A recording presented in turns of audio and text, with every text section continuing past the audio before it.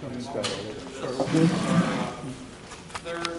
public session to gather, third of three public sessions to gather input on the unmanned aerial system. A little bit about the Neighborhoods Commission. It's one of the official commissions for the city, like the Parks Commission and the Library Commission. But it is unique in that we were selected by the neighborhoods rather than being an appointee of a council member. So our charter is to represent the community to the city, and then to also relay information from the city to the community through connecting information here. This issue about the drones, unmanned aerial system, they don't like calling it drone, but it's a little toy helicopter about 2 feet in diameter. If they ever get the projector working, they'll get to see what it looks like. But it's, the police department bought it, just viewed it as a tool in their toolbox, and then they realized that the public was concerned about it, wanted to know what are the rules for it. So we are collecting information from the public here at our next commission meeting in March 11th, 7 o'clock at the City Hall West Wing. We will have our session where we, the Neighborhoods Commission, discuss this. Hopefully we'll be able to come up with a consensus as to what we think, how this thing should be used. We will then write a letter to the City Council. And the City Council is one that makes the final decision, but at least they will have input from the community. We've already heard from over at least 200 people at the various sessions so far, and we welcome you here tonight, today. We have some information. One of the commissioners is video recording it. Hi, Pete. And the previous videos are online. You have the website where they are located? Nah, they're all on YouTube. On YouTube, so you just search for what, police drones? Or Yes, UAS. San Jose UAS would be a good one. San Jose UAS. Actually, Pete Kolstad, your actual YouTube. Or you can use my name, Pete Kolstad. It's Kolstad. And so also, I have been making informal notes as to what this is. We have a blackboard, we don't even have a whiteboard here. We have a, you have an official website, sanjoseca.gov/UAS. Okay. Go to the city's official website, San Jose CA, that's SANJOSECA, one word, .gov/UAS. Okay, because this is taking too long to get the thing up and running, so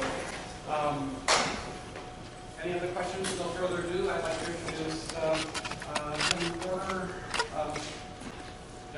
Captain of the Special Operations. Good morning, thank you for coming.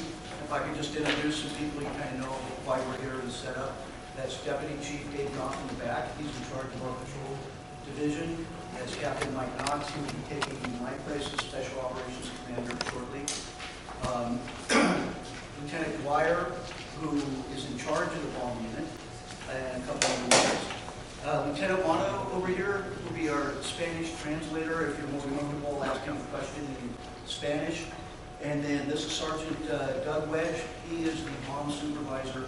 He is our subject matter expert if there's any really specific questions you need to know about our area skill. So this was acquired for the bomb unit. And Doug, why don't you explain how you intend to use it in a bomb situation? So in the bomb squad, we like to use robots or robotics when we're dealing with an IED or a suspicious package. The thinking is you don't want to introduce a human to the problem unless you have to. There are certain cases and places where ground robots cannot go. And also we can get a good situational awareness of what's around, how accessible the area is. So we purchased this to basically be an airborne bomb robot. It does no work. It cannot take anything apart. It is for situational awareness and an eyes-on capability. When we say the affected area, I'll give you an example where the bomb unit had a pipe bomb in a car. And many times you have to detonate the item where it's at because it's unsafe to try to transport it on the streets. And so over on one of the corridor leaves on First Street, they luckily, on foot, we found like a homeless person that was buried in the shrubs, very close where we're going to detonate. That's a situation where you can take the USA up, go around the area, and make sure it's clear, and then you can land it, and then they know they can detonate. I want to make some clear we did not use this. It has not been used in any situation. The other two reasons we want to use this is for exigent circumstances, meaning it's an emergency. So say you have an active shooter at the school, you can get. Oh, okay. Well, you can. So the other two situations is like say an active shooter at a school where we need to get up and take a look at the area as soon as we can, or like a barricaded situation where someone's in a house and you won't come out, and you can go put it up around the areas, they take a look at the backyards, know what we're looking at, and we'll deploy personnel. I'm not going to tell me where you're. No, go ahead. Go.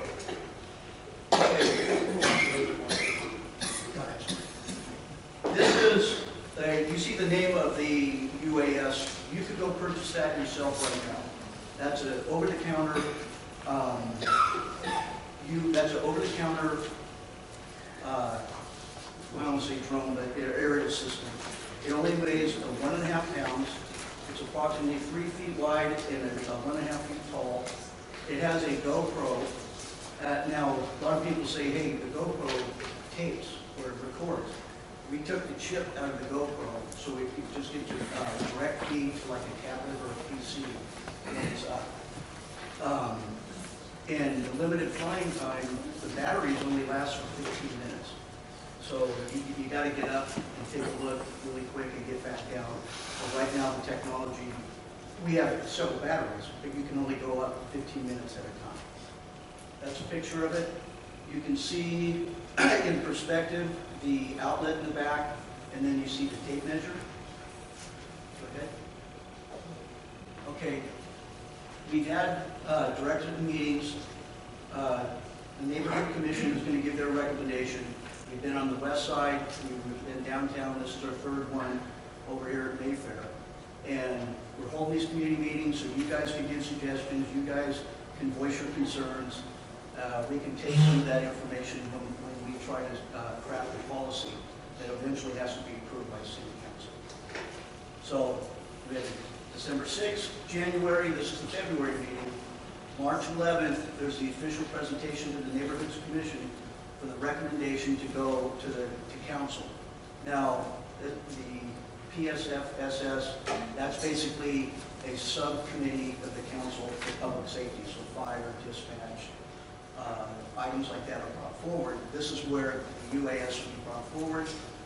The PSFS will give their recommendation if it should go to City Council. And if it goes to City Council, then they'll be the ones that would have to approve it. Like I said, the limited uses, the bombs, emergency situations where people's lives are in danger. All flights would have to be approved by a command officer, that's a lieutenant above. That would be technically Lieutenant Dwyer. If Sergeant Gregg says, hey, I need the UAS. There will be a log filled out, the location it was used, how long was it used, who operated it, who was the authorizing commander. Also, on our computer-aided dispatch, whenever you use the radio, you put certain information out. It would be something similar to... I can't hear in the back. Can you hear in the back okay? Yeah. Yes. Okay. Anyway, so typically, like, if you show up to a scene and an officer says, I'm deploying less lethal, that would be in the event that eventually is printed out. We would say we're deploying the UAS, so in a year's time, it's really easy to use a computer audit just to see how many times we used it, and where we used it, and why we used it. There'll be a separate log anyway that will be filled out by the bomb unit or our tactical unit if it's used. Let's see. It's going to be marked. We don't know how we're going to do that yet. It does not have any of the capabilities of weapons, a acoustical devices, images that see through walls, anything like that. And we're going to use a 1-year evaluation period. And we don't even know if, once it's approved, we don't even know if we'll be able to use it a year because it's to be used in such limited circumstances. There's no recording of any of the data that was brought up last time. Like I mentioned earlier, they said, hey, the GoPro records. Well, the GoPro's taking its recording, we removed the SD card, and it's just a direct feed to whatever item they're monitoring. We're not retaining anything from it. We can't because it doesn't record. And accounting for what Mission Creek is. Can you use the microphone right there? Thank you.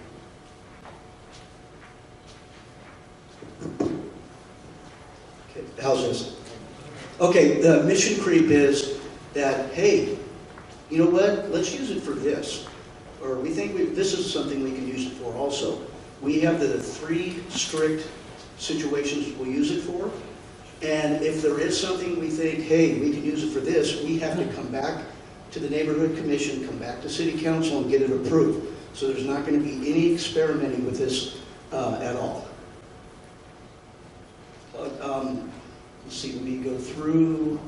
The UAS will not be flown over crowds, and in some of these subsequent slides, we'll show you the recommendations that FAA has for this. Okay, you need to obtain a certificate of authorization through the FAA to use this. Right now, they do not have one. We have been talking to the people in Orange County. We're as the West Coast representative for the FAA, and so we can't fly this now anyway if it was approved because we don't have that COA. And no one's screaming louder than law enforcement and commercial pilots for FAA to get some rules up, because commercial pilots are seeing these things in the flight path. And one in LAX, they spotted a UAS at 2,800 feet. So everyone wants laws up, and we want them up too, because we want to use this, but we want to be able to have the COA and use it properly.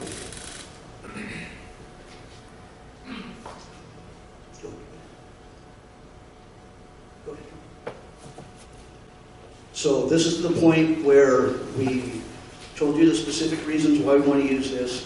You got to see the actual UAS, and right now we're open to questions. So let's start with over here in the back. Do you have any anecdotes from other allied police agencies in terms of their use and any success stories with the UASs that they've deployed? We don't have anybody in California because no one's using them yet because they need the COA. I mean, we know the ones in the news where they used them in Napa for the building structures to see if, if they're dangerous or not. And that's about the only one I can think of, unless you have some. So, even across the country, no police agencies are using them yet? I believe so, but we're not in contact with them because they technically, until FAA, you have a COA, you shouldn't be using them. So, what you just said, that how many feet up in the air this whole thing is operating? Right here, constant airplanes coming in the summertime, really low on the houses. What's the danger of this? What's the danger? Well, the FAA recommends that you don't fly it over 400 feet, and then they recommend that you don't fly it 3 miles from an airport. And if you are going to fly it near an airport, say for official reasons, you have to contact the tower. So they're not supposed to be above 400 feet or 3 miles from an airport. And that's another thing for law enforcement is we can't enforce anything because there's no laws. And that's another thing that law enforcement is telling FAA, hey, let's get something going. I don't think FAA expected this explosion and everybody to have these. So now they're kind of, they're behind and they're trying to run ahead to get some of these laws in place. I know airplane could hurt it, but could it hurt an airplane too? Can't hear you, Chris.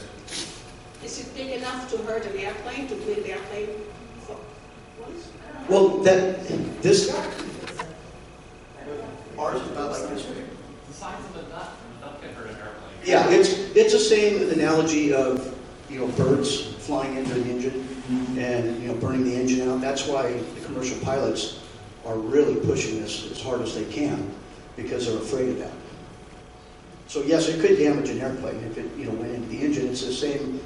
6 months ago, we had part of my responsibility is the airport, and a bird got sucked into a U.S. Air on the way out, and it had to come around and make an emergency landing. So that is a cause for concern for everybody. This one has metal bones. Yeah, and this one is metal, so it's a little different. But I mean, I fly, so I don't want those in the air near a plane I'm flying in also. I was wondering. Question, and I think Ernest is using the microphone to bring to those people who will pose a question. And so my question was in terms of could it damage a plane? I don't think you'll be flying it high enough to damage a plane, right? I mean, not this particular UAS. No, we will not, but we can't control someone that owns their own. That's my point. The FAA says 400 feet. So if we had the COA, we had this approved, we would not fly it over 400 feet or near. But airplanes landing, you all have to come right down. And some say it was, people use it a lot, all kinds of stuff.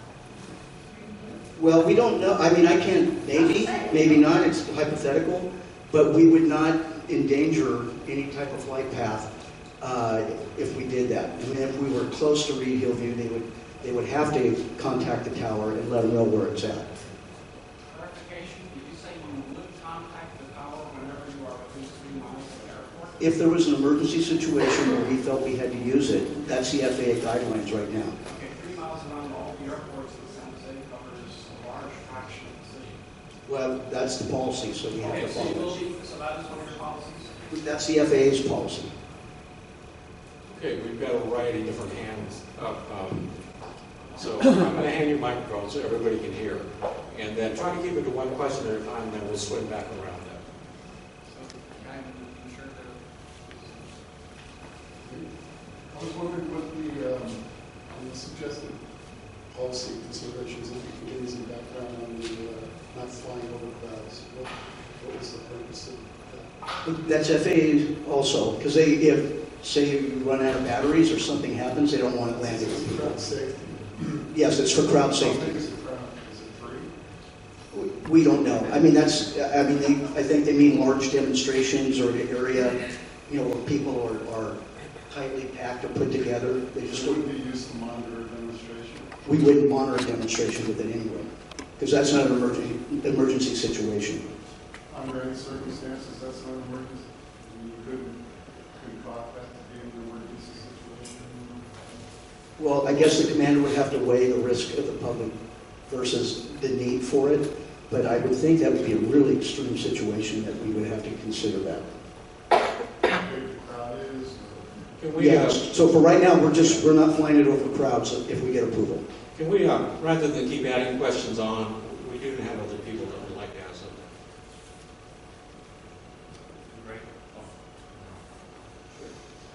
Just wanted to start with a request that future meetings of this type are later in the day. In my experience, sailing under 40, this is not a time where we want to be.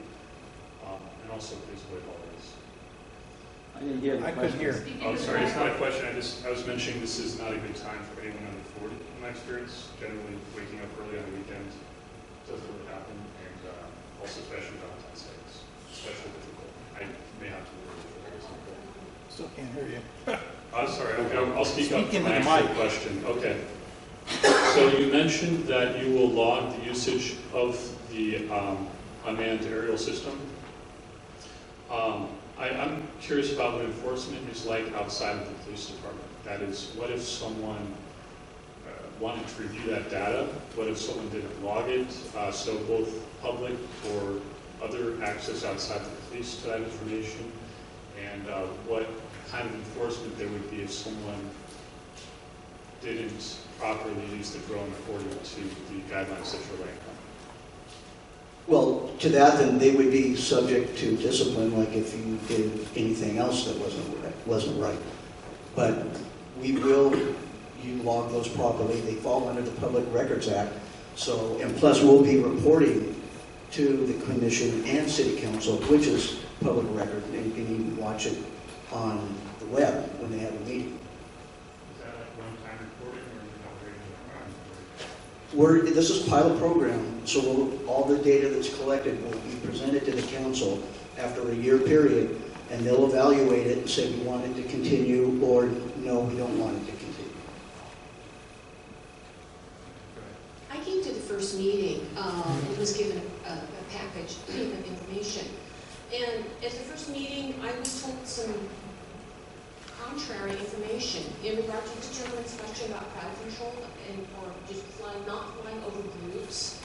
That first packet did say that it would not fly over groups, but it would large crowds, but it would fly over groups. Which leads to another question, as he said, what do you consider a crowd / group? That was conflicting information.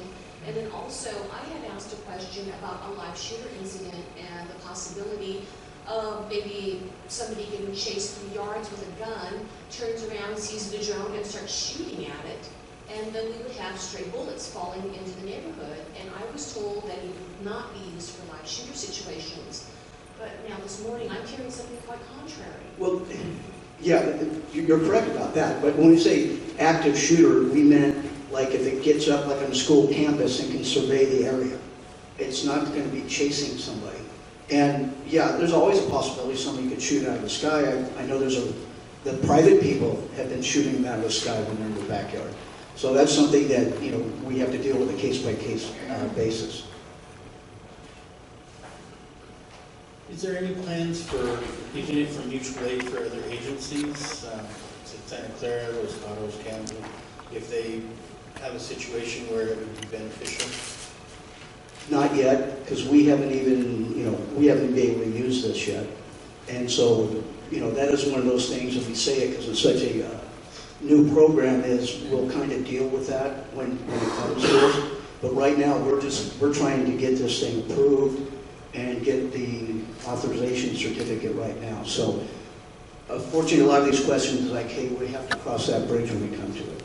For the clarification, Nick Lawson from the Labor Commission, as it relates to lending it to other agencies, I think is the nature of the question.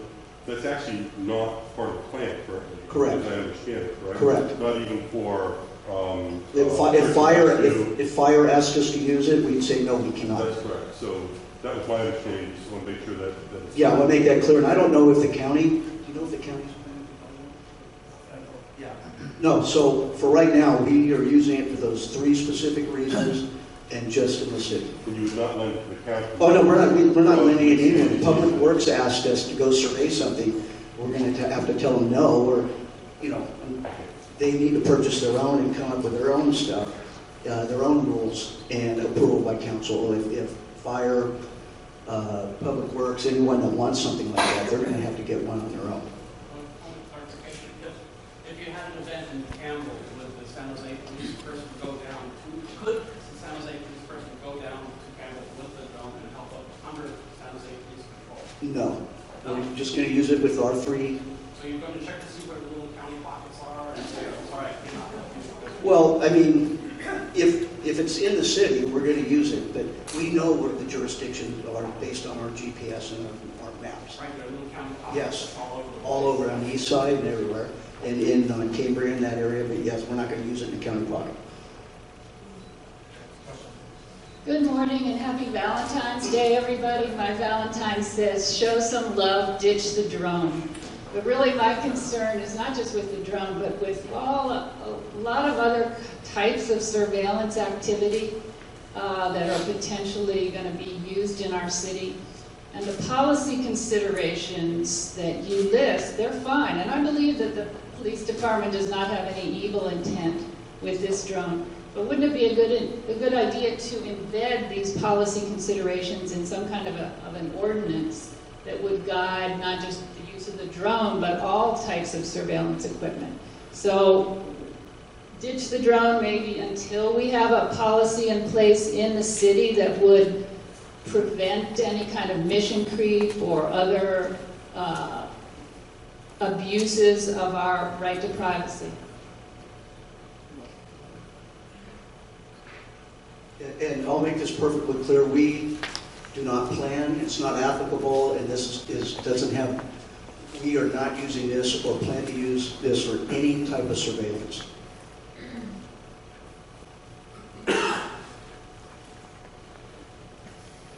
Hello, my question is about privacy. You say it can't record anything, but it transmits the data to people on the ground with their computers. Why can't it be recorded there? Well, let me pass this over to Sergeant. Well, the answer is it has the capability, but we're not going to do that. There's no benefit to us doing that. As a sergeant, I'm not a policy maker, but I can say as a subject matter expert, for a bomb situation, we really have no need for it. I have this question. What is the drone capable of doing? What are all the features that it can do? It can shoot, it can record, it can fire a missile. What all can it do? Thank you. It's in the handout. There was a handout that had a lot of that information in there.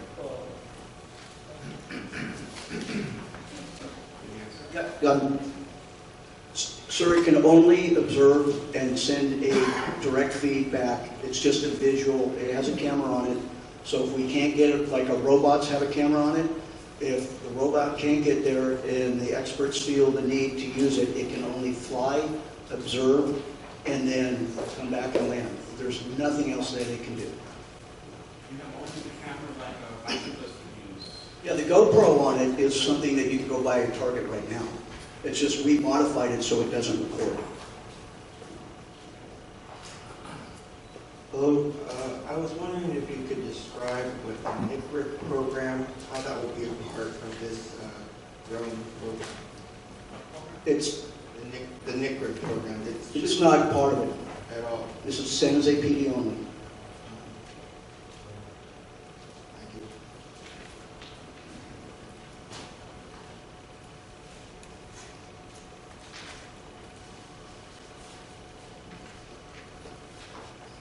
But what you described as what it can be used for, the unmanned aerial system, you're basically describing surveillance.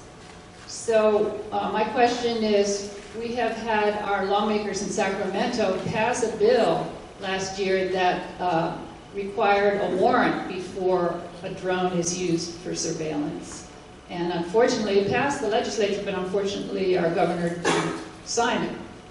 He vetoed it. Now, Nora Campos, formerly of the San Jose City Council, introduced a bill. Now she's in the state assembly. She introduced the same bill again this year. So if our lawmakers have this concerned enough that a warrant would, requiring that a warrant would be used for surveillance, why can't we pull back a little and wait until some of these safeguards are in place? That's my question. Well, like I said, we're not going to use it for surveillance. I'll give you an example of why they need it. Because a lot of times people are cleaning out their garage and they empty out their uncle's old footlocker or something from the service, and a couple grenades or items roll out that look like explosives. So typically the robot will go up, look at it, and there's a lot of numbers on a lot of these things, identification numbers. They have a book or they have someone they can call from the military, and then they can ID that explosive device. So it's going up, it's trying to find out as much as they can on what they think is a dangerous item.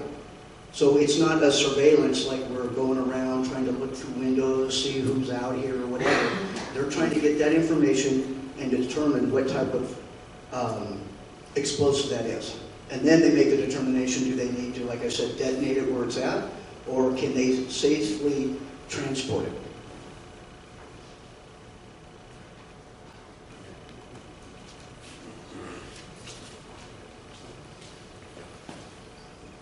So this is a question for, what you said he's a sergeant in the bomb squad? Oh, sorry, that's you? Okay.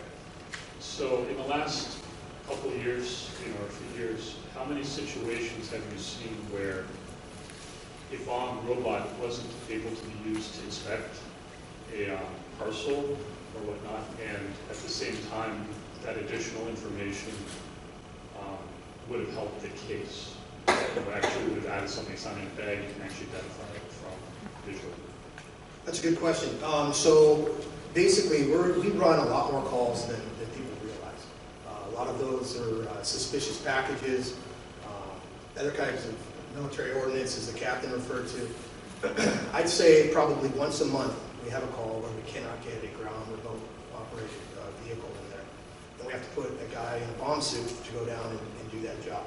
So I'd say monthly we're exposing our personnel to those dangers. On the average, in a year, how many times would we use this? Is it the right tool to use? All those are hypothetical. I can't give you an answer because I don't know what the next call is. I would guess that this would be used probably, a guess, less than 10 times a year. Yeah, and you know, I've said at other meetings, I'll say it again, this is just another tool in the toolbox. You know, if you're going to go fix something on your car, you don't bring your hammer and a screwdriver. You bring the whole toolbox. And maybe that tool is not appropriate for the job that you're trying to do, but it's very nice to have that if you need it.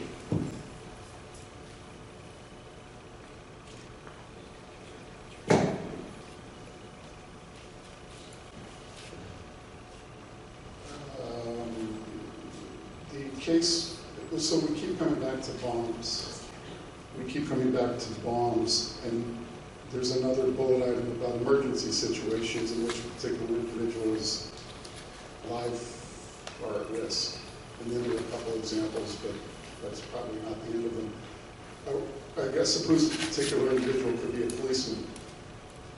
If a policeman is going to serve a warrant, you could argue that that person might be in danger, and you use the drone to follow that process as well.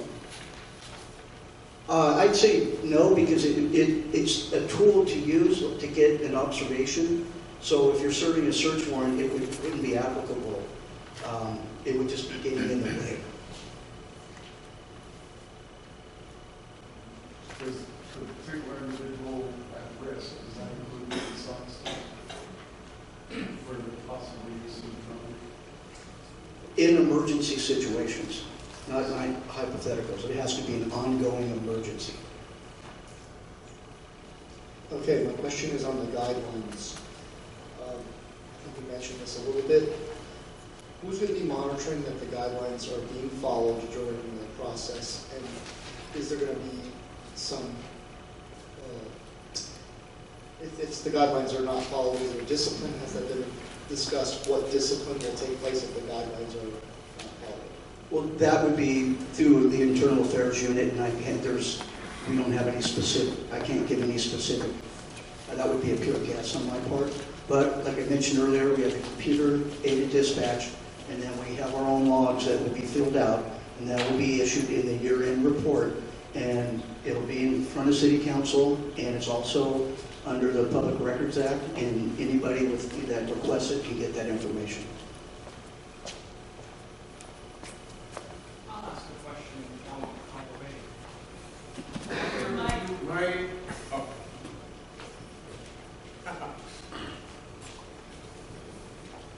a one-year review, a one-year pilot program, then it'll be some number of months while all that information is used, deciphered, discussed, reviewed, and then new policies come up. Would the system go dark for those 3 months? Or alternatively, would you like us to have a review after 9 months so that we can have the 3 months to work on this thing so you don't have to go dark? Well, that might be a suggestion you guys give. And we're working both choices. Which would you prefer? Obviously a year would be easier, but if council requests a 3-month, et cetera, then obviously we have no problem doing that.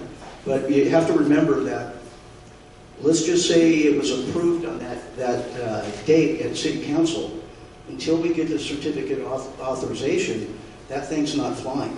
So who knows if this pilot program starts a year from now, but we're not doing anything with it, even if it's approved by City Council, until the FAA gives us our rules. So assume that it starts from when you actually can start flying it, and you fly it for 1 year, and then you stop the pilot program, just put it in a box and wait until everybody is happy? Well, I'm sure the city council will streamline that they'll get the report and take a look at it, and maybe it might go dark for a week or two, but that's what we have to do, and that's what everyone's suggesting. We in the community can't respond quite that fast, and it's taken us 3 months here to get this information. I would imagine we would go through some type of public process to review or action before we recommend continuation. Well, I'll take a guess that maybe city council can, say, well, go ahead, why we review it, or they might say stop it. That's up to, the public and the politicians.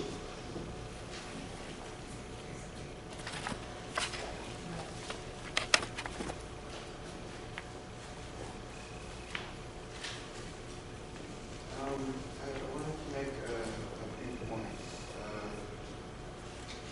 I guess my first point is that I feel that it's a hard process to try to talk about this, and I wanted to be a little bit more open about how to talk about these things, and I guess I have a little fear to do that, so I'm trying to put myself out to honestly ask. It's a little difficult for me, but I think we need to really talk honestly about what the NICRIC program is, and I think we need to, we need to be honest with us about that. I don't think you can really move forward with your plans by not talking about things like NICRIC, and just to talk about it is hard. I can understand that for you,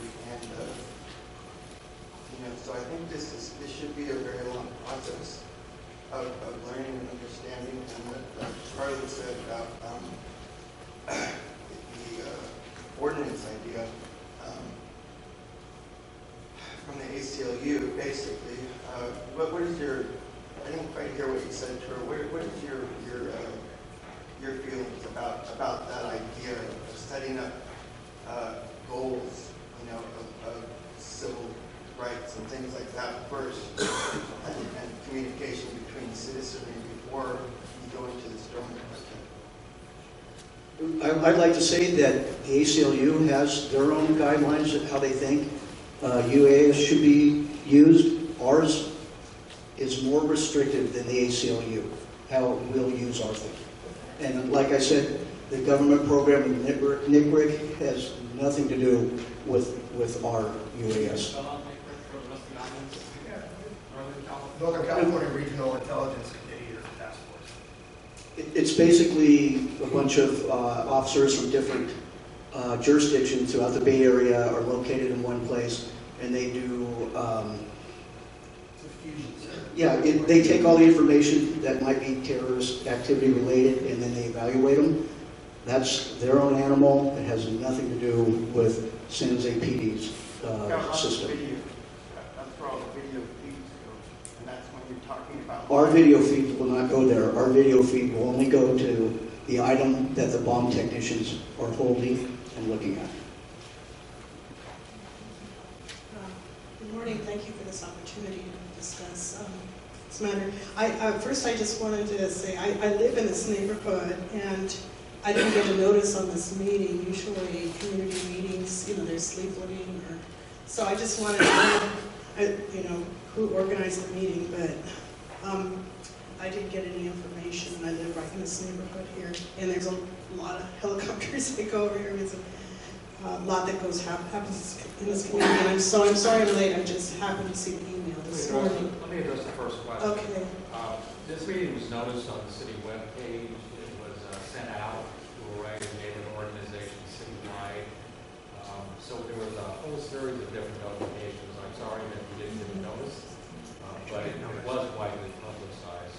Every once in a while, for whatever reason, folks, even though they're close to our meeting, for whatever reason, don't get the notice. But certainly, we try to keep noticing as many people as we can. Okay, I'm fully bilingual, and I get on my email, but just as a suggestion, a lot of people in this neighborhood are monolingual and don't do the email, regularly. So, but anyway, my question, and I'm sorry I'm late, meeting, but my concern is that information is gathered when there's no specific crime in progress? Or, would the drone be deployed, used if there's already a reported, potential crime in progress? Or is it considered a preventive or a general kind of surveillance? No surveillance, 3 emergency type of situations that it will only be used for.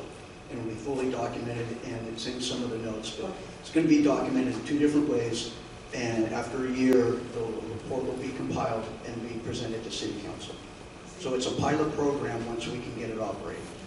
And how would the rights of others who might be, because I imagine it gathers information, takes pictures of a general area, so It doesn't people that record. are not. It doesn't record. It's a live feed, no recording whatsoever. Okay. And what would prompt the use of that?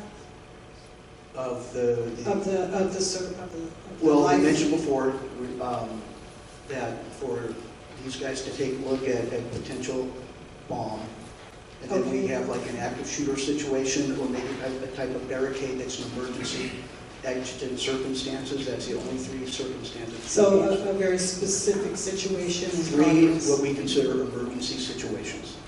Thank you.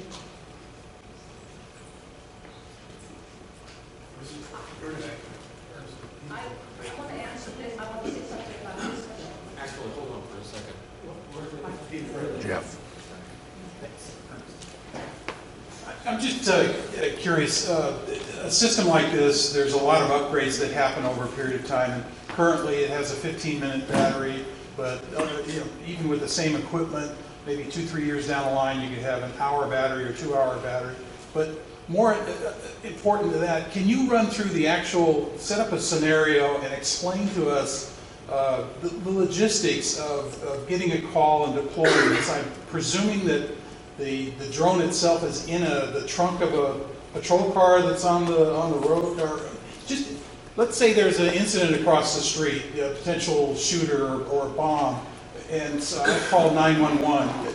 Just walk us through that as to how, and say it's nighttime or it's approaching nighttime. Is this used? Does it have night vision? What's involved with it? Because I think the impression that people have is you can have somebody from headquarters deploying this thing and flying it all over the city, like the U.S. does with the Predator drones that are flown halfway around the world. So I think there's a fear that this is like that. I don't believe that's the case. So if you could just walk us through the logistics of the actual deployment. So it'll be used by bomb squad members that are trained and are pilots. There'd be a cadre of them. There's only 12 bomb techs in the bomb unit. I think it'd be a little bit too much to have all 12 be pilots. There'd probably be 3 to 4 people that would be able to fly this. I want to use an analogy I think we'll all understand. Okay, so we have this thing, and if you, the public, our administration, and the politicians decide that this is something that they would like to have the capability to use, we have to go get a driver's license. And just because you get a driver's license doesn't mean you're a good driver. It doesn't mean that you know how to operate the car in many different conditions. So we're in the infancy here of what this program is. A typical deployment, let me first start, I think more importantly, what it doesn't do. Right now, it doesn't fly at night. We have no night vision capability at all. 400 feet, we talked about, that is the absolute top ceiling that the FAA will let you legally fly these. 400 feet for us is way too high. We need to see something, an object on the ground. So being near aircraft, it's not going to happen because we simply aren't using it in that capability, and it doesn't help us at all to be that high.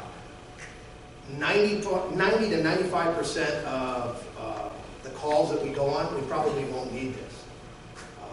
The HVAC system at HP Pavilion, or now it's called SAP, we can't get a robot up there, we know that. I don't want to get too down in the weeds about where we know our weaknesses are, but it would definitely be useful to get up there and get eyes on.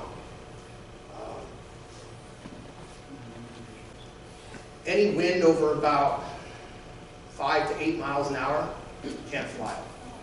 So there's a lot of rain, not very good to fly in the rain. So it's a limited tool, and it has to have the right circumstances, both geographically as well as weather, and then we have to get some benefit for it. We use this to take a look at the item to get an idea of how big it is, how complicated it is. Is it leaking something out of the package? Is this also possibly a hazmat situation? Is it ticking? You know, people will say things like that. We can't hear that. We can't record that. It does not do anything other than let us know what the issue we're dealing with is. It doesn't do any work. So we aren't going to fly this for a long period of time because we need to get to work on what the item is. So it's just another tool to let us know what we're dealing with, how big the evacuation area needs to be based upon the size of the package. That generally can tell us how much explosives can be put into something based on its size. Very helpful information for us when we landed a call. It doesn't solve the issue of de-arming or rendering safe this device. Can I follow up with that quickly?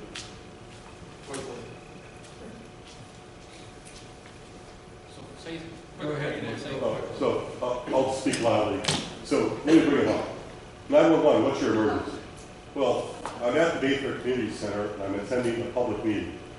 I see a suspicious package and it's at the front of a vehicle tucked between a car and some shrubbery. Looks like there's some wires hanging out of it. I just want to let you guys know I'm a little concerned. What happened? Well, I think first patrol responds, verifies what the caller is saying. So the bomb squad doesn't roll immediately. About when they determine that the bomb squad is needed, that there are in fact wires or something is kind of scary about this thing, the bomb squad comes out. And 95% of the time, we'll use a robot to go do our thing, and it probably wouldn't get used. If we can't get a robot in there, we do want to see it, so then we would use it. So it's a case-by-case basis. Most of the time, we don't need to deploy that because we can get a ground-operated robot in there. So the ground-operated robot is applicable in this case. How does the unit, how does the drone arrive and then the decision is made, perhaps to use it? Do you carry it with you all the time? We don't have a policy yet. I would imagine it would be on the truck, the response truck, like all our equipment is, for the most part. But we haven't really, you know, we're not there yet. We need to first get the approval from you folks and the constituents and the key stakeholders and the politicians. And then we need to figure out how we are going to do that. You know, is it worth it to carry it on the truck and create space? You know, it is kind of fragile, so bouncing around in the truck, and I don't know if that's the best thing for it. Do we buy a big Pelican case to stick it in? Our truck is pretty full with all our other equipment. It may be one of those things where we have the second truck if we need to go and deliver it. But the simple answer is we really don't know yet what way will be the most beneficial. To just close my comment, so the idea would be, what this is about is how we're not going to use it. Right. And how the actual use of it in those narrower circumstances are really to be determined. Yeah. Is that fair? I don't know if Exactly. It's like no other. It's like all other pieces of equipment that's on our truck. Can I say that we're going to need a ScanX 12 X-ray on this call? I need the call first. Then I can tell you what piece of equipment we would need. Good morning. I'm Judy Burrington. I am concerned about the issue of mission creep, and you seem to be here to make sure we don't see that happening. But I think from the beginning of this, we've seen message creep.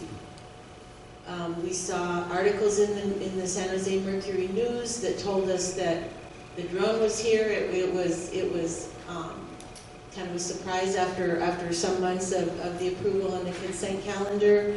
At that point in time, a number of some council members' offices were telling constituents that called in that, gee, it was looking like if community opinion was going against the drone, that maybe the police chief wanted to get rid of it, and maybe it wouldn't be an issue. So I guess I'm just concerned that, and now there's fully formed ways and operations that it's going to be used and not going to be used. And I really don't, I'm not comfortable that the issue of surveillance has been responded to, because unless the drone magically appears right at something it's looking at serial numbers or types of hand grenades or whatever, it's still traveling over people and spaces where people are during that time. And, you know, that I think is surveillance, or at least it is to me. Thank you. So let Juana say something about what she said. I'm sorry, we're taking questions in order, and Ernest is doing that. So I'm Juan Estrada. I'm on the Neighborhoods Commission. I am a District 5 representative. And I just wanted to touch on a couple of things, one of which was, what I heard was transparency, and the other one was outreach. And I just wanted to make sure that everyone understood that this topic has been discussed at multiple Neighborhoods Commission meetings, and Pete Kolstad, a Neighborhoods Commissioner from District 3, has recorded those, and they've been on YouTube. And I think they've gotten about 500 or so views.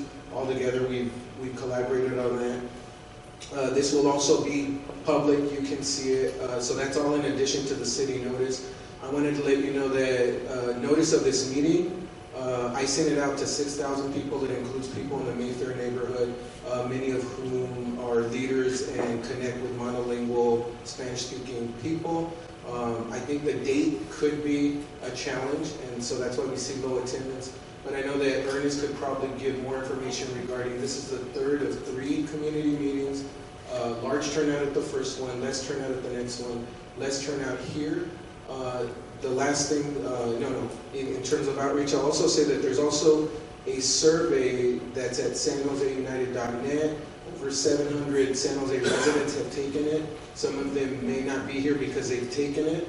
And so the Neighborhoods Commission is one of the bodies that will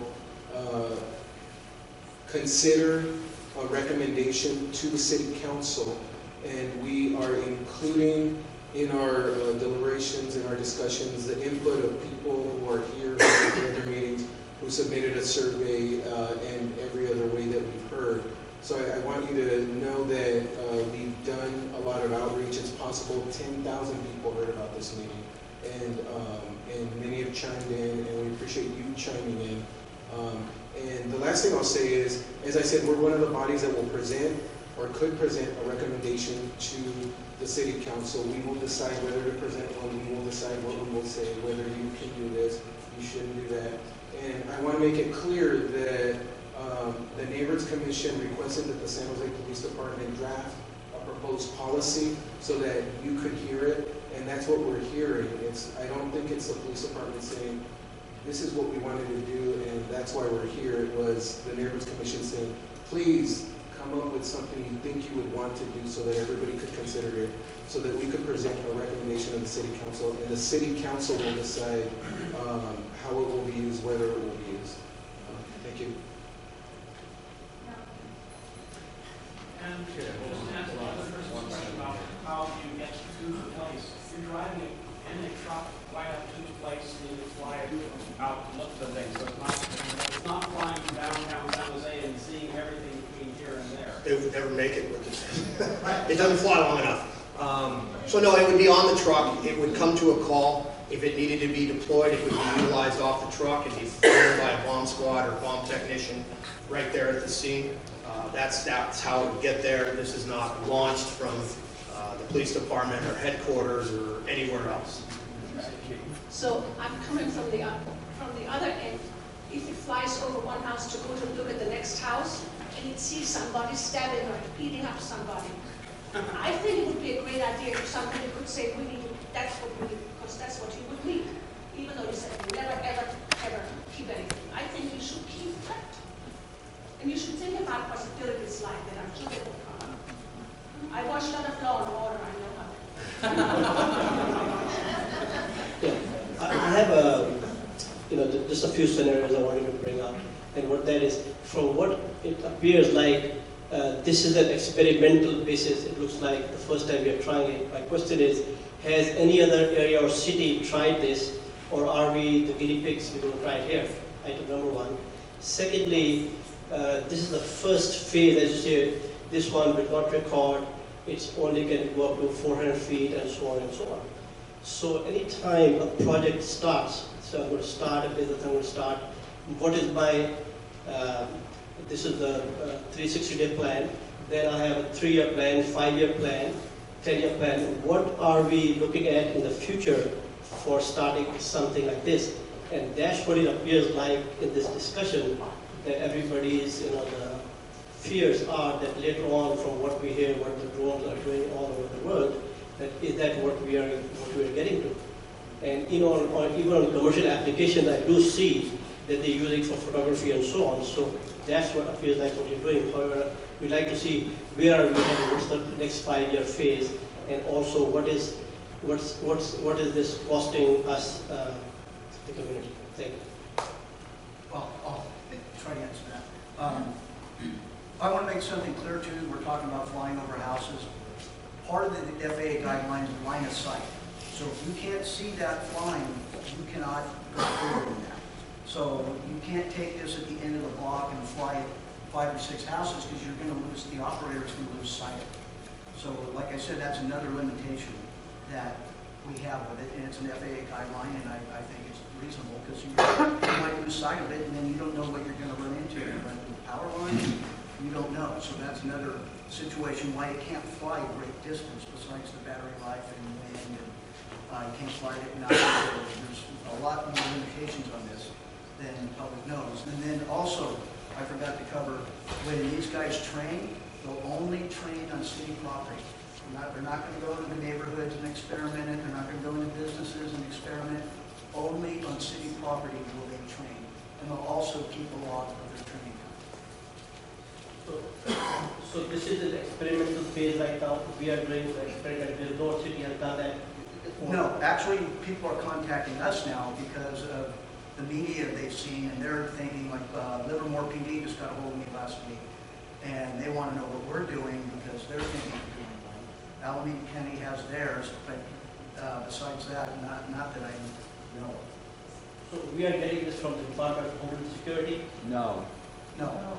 Originally, yes.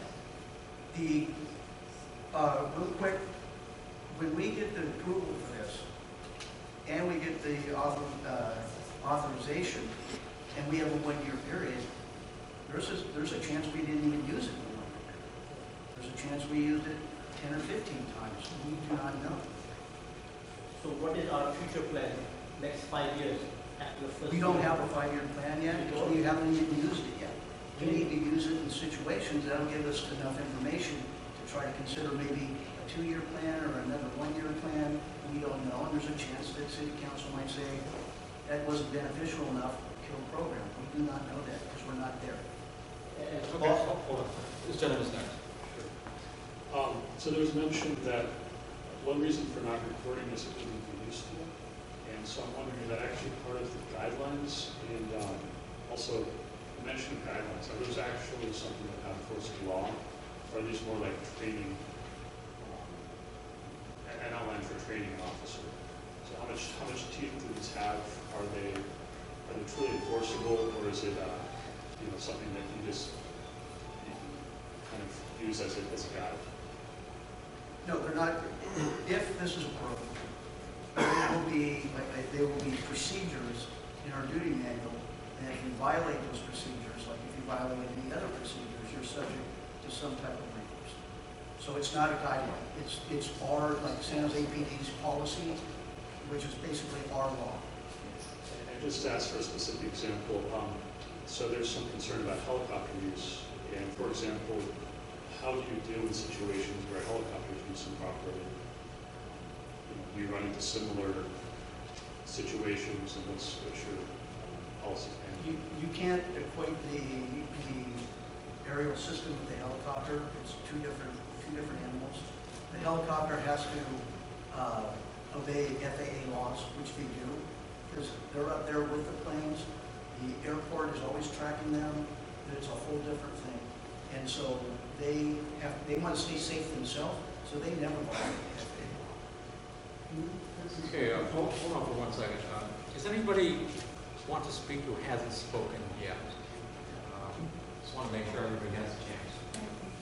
Hi, I'm Terry Morgan. I live in downtown San Jose. I'm concerned about possible violations of personal liberty. So it seems like that could really be an issue. I wonder what you're doing to protect that. And then also, you know, this is, the way you describe this drone, it doesn't have much, I mean, it can't go in the dark, it can't go in the rain, it can't go out of your sight. I'm thinking this is like only the first generation of the drones that might be acquired by the San Jose PD. So I would like to know, well, there really needs to be a policy for future use, not only of this drone, but of any drones, because I could really see in the future, police department requesting upgrades to this drone as technology progresses. Could you give me some perspective on that, please? If we changed anything with what we did or wanted to, we would have to go through this whole process again.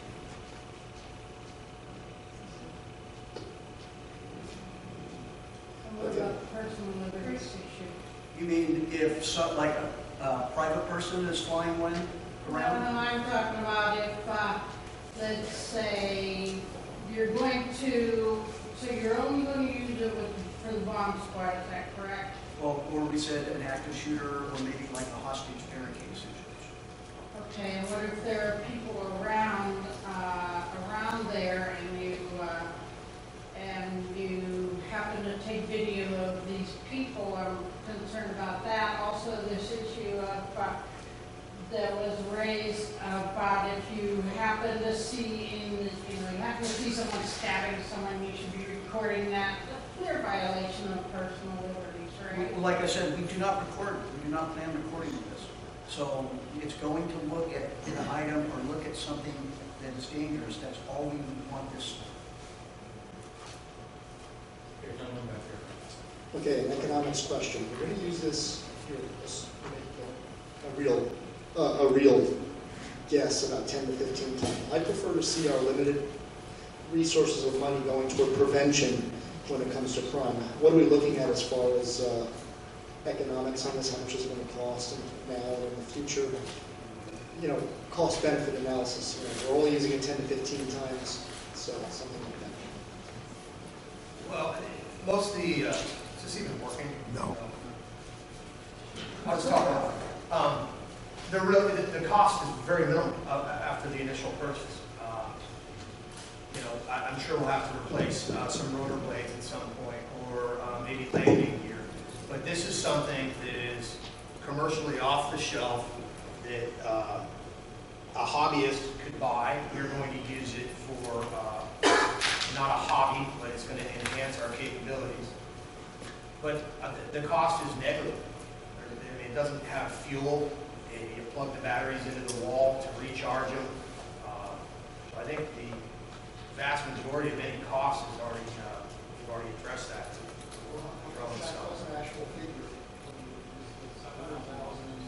$7,000. There's no staff. There's, you know, if we need to change a part, we change the part. It doesn't need to go to a mechanic or something like that. You know, I think it's kind of the same thing as if you had some sort of a model airplane or something that you like to fly on your own. You're going to do the maintenance on it. You're going to buy the parts if you need them. We have replaceable parts right now for it if we need them. So I don't see any real major cost. Okay, Mike, back here. I'm feeling like this is being a little misleading. I've heard repeatedly that this community does not have the capacity to record. But somebody on the ground is going to be recording this, especially in our litigious society. This information needs to be recorded, especially if you're going to be using it maybe in a case for an active shooter situation or a barricade situation. If anything goes to court, you guys are going to want that information to back up your position. Now, for us to be told repeatedly, it's not going to record, it doesn't have the capacity. Somebody on the ground is going to be recording this, and I'm feeling a little misled here. How are you saying someone who's recording this on the ground that you're giving a Your live feed has to go someplace. Somebody has to see the live feed. And you're saying that that's not going to be recorded. Correct. Well, what happens if you have a death involved, if you witness a death or a shooting or something of the nature, or it ends up in court? It's going to be a he said, she said situation. And I just don't see, whereas you're going to be using this to gather video information and not record it somehow, to be able to corroborate a story or a position that involved possibly somebody's death. We are not going to record. Now, maybe at the end of the pilot program, maybe the technicians say, hey, this may be a component we want to consider. Then we have to go through this entire process again. But we are not, for right now, we want to keep this simple and easy so that we can have a good evaluation of it. No one is going to record. Okay, thank you. Is it going to be encrypted so it cannot be recorded by somebody with a scanner? No, not right now. So anybody can go off and buy a GoPro scanner or recorder and tap into the signal? No, you need to have that downlink, that downlink on that frequency. Is it signal, is it key, is it tied to a specific version? Yes, but not encrypted. But it needs is key, so I cannot go off and buy another GoPro scanner and read the signal. Okay, ladies and gentlemen, it's been a very vibrant discussion. Are we finished with all the questions? I'm going to ask, once again, if anybody hasn't had a chance to go ahead and ask a question, now is the time. And I see at least one hand of a person that I haven't recognized. Also, it seems like the questions are going around, particularly for people that came in a little later. So some of this has already been repeated. Let me get to the lady in the back, and then I think the applicant will have some closing comments, and then make sure that we capture everybody who wants to say something. Lady in the back. Hello, my name is Leanne Bitsani-Kakano. I apologize for coming late. I had questions about the original introduction of the drone. Ms. Purrington referred to that. It was 6 months after the police department obtained the drone that the public was notified, and only inadvertently. There were machinations taking place so that that happened. And I'm sorry to put you on the spot, but I know that Mr. Kalra is here. I'd like to have that explained how that happened and how it was presented, and I'm using the past, it was presented to the city council. The name of the process was blah, blah, blah, which meant that several people on the city council were not aware that they were voting on a drone. It only came to light because of the ACLU investigating it inadvertently, had to look up whatever the term was. Why was that done in such a machination way, and how would the public trust that anything from now into the future is trustable when it was originally done in a secretive way? Could Mr. Kalra address that? Thank you. You know, when we covered this at the last 2 meetings, when this was purchased, this wasn't a hot topic. In hindsight, as a department, we made a mistake. We should have came out with this. But when it was purchased, no one was even talking about drones. And then when the military started doing their surplus, and they inquired, and they were like, yeah, we have one. So we made a mistake, and that's why we're coming forward with the community. When we first got that, we should have said we had it, or that we're planning on doing that. But that was our mistake, and that's why we're coming forward. So I think everybody's had a chance to speak. We have some time left over. Did you want to give a concluding remark? And I see our council member is here. Would like to say a few words. So. No, I thank you for coming, and this is our last one. I've seen a couple of you guys have been here 2 or 3. But feel free to take a look at the city website and all the further meetings that were listed up there. You can either attend or watch live or see the recording on the city's website. I have a comment. Okay. Yeah, we're going to have continuing meetings on this. I encourage you strongly to come to the neighborhood commission meetings. Even if it's not an agendized item, there's always a period where the public can come and speak about a non-agendized item. but this will be an agendized item if we're going to speak about it formally. And not getting away, is there anything else pressing that hasn't been covered already that anyone would like to address before we conclude? We're going to conclude quickly, but I don't want people feeling like they're shut off. So is it something you haven't already discussed today? What Juan Estrada mentioned, I think the Neighborhoods Commission needs to be kind of in front of this, and there needs to be clear boundaries, and these will just be a best opinion, and the Neighborhood Commission should be in charge of deciding this. I appreciate that comment, because we're trying really hard as a commission to establish a process, work through a process, and outreach is so tough. But we're trying so hard to get everybody in. We really do try our best for all the mechanisms we talked about. Any other pressing things? I'm sorry to jump in, but I just want to make sure. I just want to make a comment that the outreach, you might consider that it's not over until you've made physical contact with 10 or 20% of the city. Yeah, about 10%. 10 or 20. I mean, this is a significant issue. To say that you got 500 responses, and I feel good about it, doesn't seem... That's it. We'll have a report on all the input. About 10% of folks have been reached. So anyway, I'm going to sit down. 90,000 people. I'm going to sit down. Thanks for coming. I appreciate this from everyone, and thanks for your participation. So, my name is Asha. I'm a council member here in the city of San Jose. I'm not here to give opinion because I, like everyone else, will be waiting to get feedback from the different community meetings. I want to start by thanking the Neighborhoods Commission.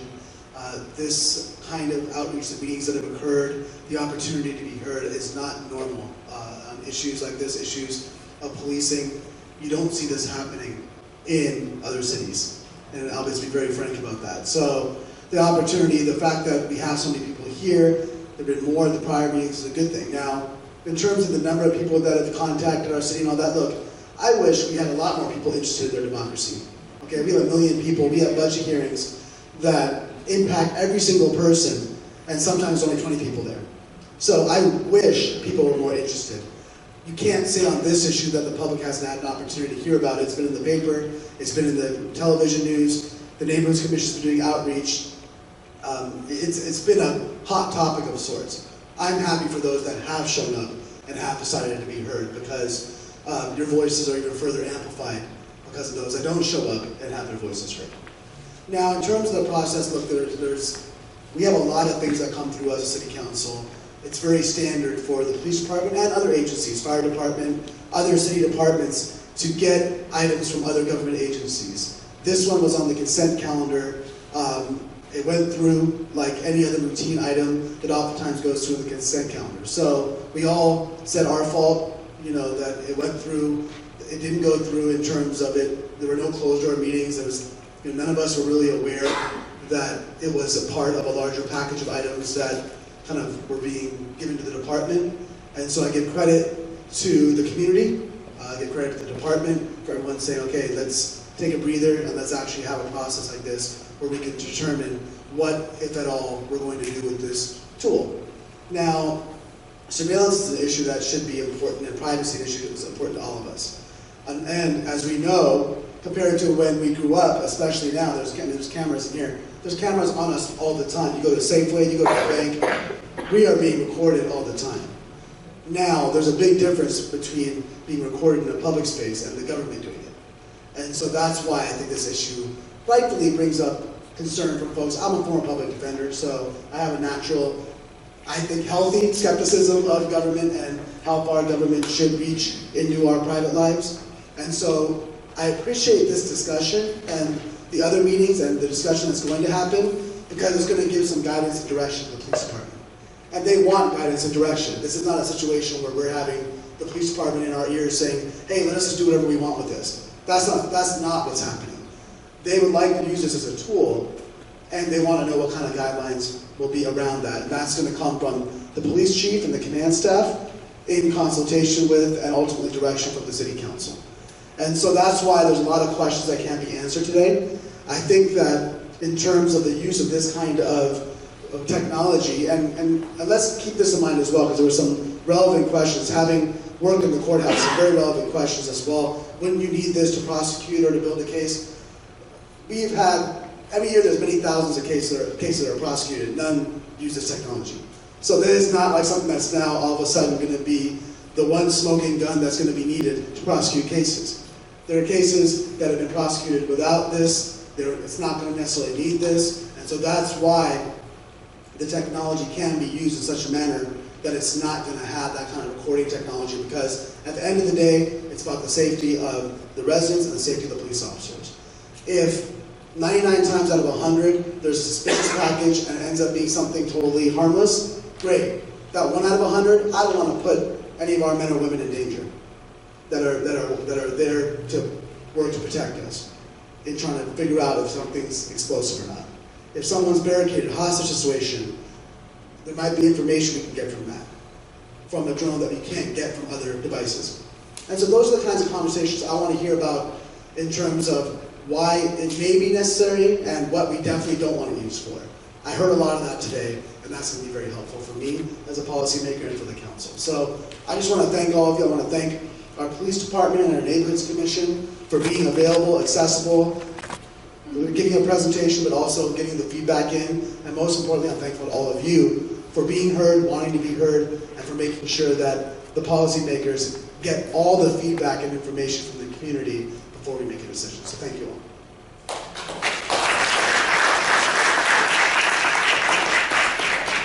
And I want to thank the council member for coming and for the police department for coming. We'll also recognize the neighborhoods commissioners. Shall we just raise our hands so you can see there's a number of us here. We've gone through, we had one meeting at our commission in November. This is a third and final public meeting. Then we're having one more commission meeting next month, March 11th, 7 o'clock at the 6:30. That's why I'm always late. 6:30 at the City Hall in the West Wing, room 118, where we will discuss this thing, draft recommendations that we will then send to the City Council. The City Council will discuss this in probably April. They're going to go through the Public Safety, Finance, and Strategic Support Subcommittee, and then the City Council itself will come up with the final rules. And when this police department has approval from the FAA and approval from the city, then they can start, if they want to use it under those conditions, then they might want to use it at that time. Correct. For a year. And then we'll come back and do this whole process over again, review this, give public more comment, and see how it goes from there. So if next year they have high-resolution cameras and 2-hour batteries, well, then we'll discuss that then, right? So the information, we're trying to be as open as we can. The things are being videotaped. It's on YouTube. You can get, we'll talk to you afterwards to get links to that thing. I've been taking notes. I post my notes on my website. We're all going to review all the stuff and come up with recommendations. We're trying to be as open as we can. So I want to thank everybody for attending. So thank you and goodbye.